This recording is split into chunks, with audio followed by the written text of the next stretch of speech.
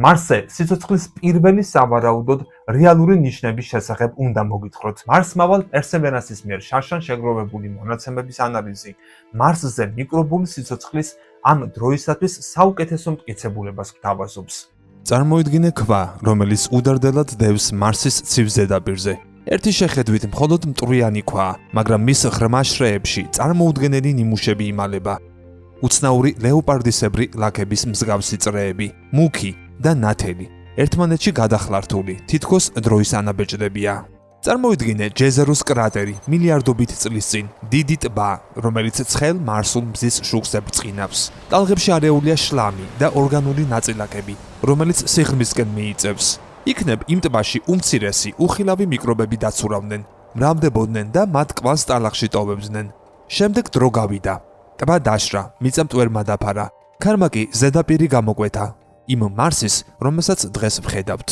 ეს აღმოჩენა არის უშუალო შედეგი NASA-ს მცდელობისა სტრატეგიულად დაგეგმოს, განავითაროს და განახორციელოს მისია, რომელსაც ზუსტად ასეთი ტიპის აღმოჩენის შესაძლებლობა აქვს. მარსზე პოტენციური ბიოხელწერის იდენტიფიკაცია. ამ დადასტურებული შედეგის გამოქვეყნებით NASA მონაცემებს ხელმისაწვდომს ხდის უფრო ფართო სამეცნიერო საზოგადოებისთვის, რათა შემდგომი კვლევით დაადასტურონ ან უარყონ მისი ბიოლოგიური პოტენციალი. მავალი სამეცნიერო ინსტრუმენტებმა აღმოაჩინა, რომ ამ ფორმაციის დანალექი ქანები შედგება თიხისა და ლამისგან, რომლებიც დედამიწაზე წარსული მიკრობული სიცოცხლის შესანიშნავი შემნახველებია. ასევე ისინი მდიდარია ორგანული ნახშირბადით, გოგირდით, დაჟანგული რკინით და ფოსფორით. ქიმიური ნაერთების ის კომბინაცია, რომელიც ჩვენ აღმოვაჩინეთ Bright Angel-ის ფორმაციაში, შესაძლოა ყოფილიყო მდიდარი ენერგიის წყარო მიკრობული მეტაბოლიზმებისთვის, მაგრამ ის ფაქტი, რომ ჩვენ დავინახეთ ეს ყველა დამაჯერებელი ქიმიური ხელწერა ამ მონაცემებში, არ ნიშნავს მაინც იმას, რომ გვაქვს პოტენციური ბიოხელწერა.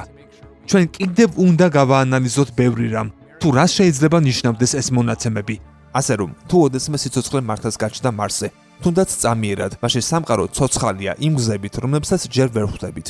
ყველა შემთხვევაში სიცოცხლის მარსული ისტორია მხოლოდ ახლა იწყება. შეუძლებელია ამ უსასრულო სამყაროში მხოლოდ ერთ წერტილის ოდენაციურ სხეულზე წარმოქმნილიყო სიცოცხლე.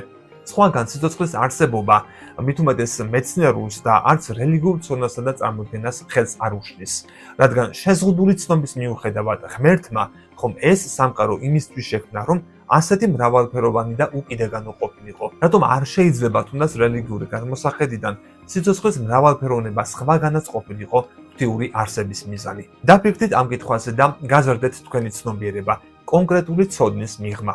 გამოიწერე კოდის YouTube არხი. ნახე უამრავი საინტერესო ვიდეო სხვადასხვა თემაზე.